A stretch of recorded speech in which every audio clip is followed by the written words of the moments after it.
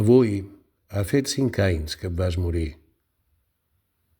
Avui també t'han visitat la tomba, que s'alça blanca, un punt aparatosa, amb la innocència del plany per disculpa. A la part nova d'aquest cementiri provincià i tan ple de fenta humana.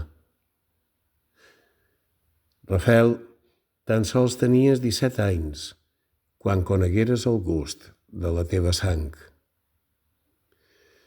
Jo en tenia 16 i en saber-ho vaig començar a trescar per les voreres, considerant el final de les coses, comptant rajoles petites com vides.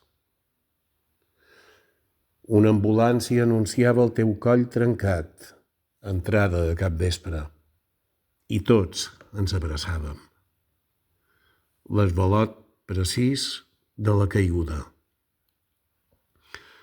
Ara han passat 5 anys i t'han vingut a veure, altra vegada, ritualitzant la batzegada dúctil d'una ampla absència.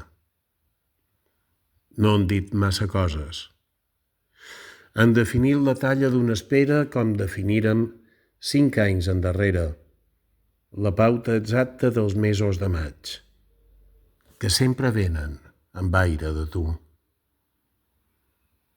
Concisos t'han deixat damunt la llosa, el pes feixuc d'un grapat de voreres.